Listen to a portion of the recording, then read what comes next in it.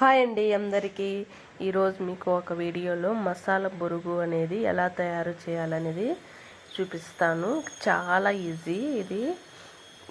మనము ఎప్పుడైనా పిల్లలకి ఈవినింగ్ స్నాక్స్ కావాలి అనుకుంటే మనం బయట ఎలాగో బండి మీద అమ్ముతారు కదా, అలాగనే ఇంట్లోనే మనం ఎలా తయారు చేసేది అని చూపిస్తాను. చాలా ఈజీగా ఉంటుంది. పిల్లలే కాదు పెద్దలు కూడా తినొచ్చు. ఈ విధంగా మసాలా పురుగులు అనేటివి ఎప్పుడైనా మనకు తినాలి అనిపించినప్పుడు వెంటనే ఇవి చేసుకోవచ్చు.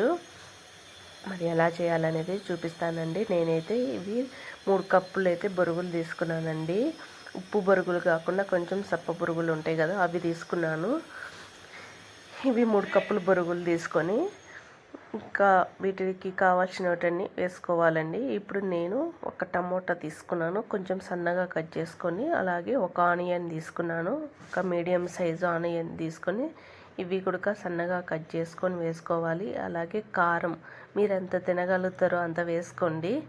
పసుపు ఒక హాఫ్ పసుపు వేసుకొని, ఇప్పుడు సాల్ట్ కొద్దిగా వేసుకోవాలి, తర్వాత చూసి వేసుకోండి.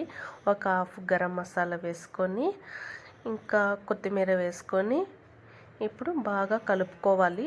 ఇప్పుడు వేసిన మనం మసాలాన్ని బొరుగులకు బాగా కలిసేలాగా కలుపుకోవాలండి. అంత బాగా కలిసేలాగా కలుపుకోవాలి. చూడండి, అట్లా ఆ విధంగా అయితే ఉండాలి.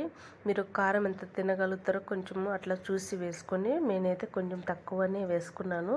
మా పిల్లలు ఇట్లాంటి బొరుగులు ఎక్కువ కారం ఉంటే తినలేరని తక్కువగానే వేసుకున్నాను. మీరు కావాలంటే చూసి వేసుకోండి. ఇట్లా అంతా బాగా కలిపిన తర్వాత మనము ఇంకా ఫైనల్గా లాస్ట్లో ఒకటి నిమ్మకాయ అయితే పిండుకోవాలండి.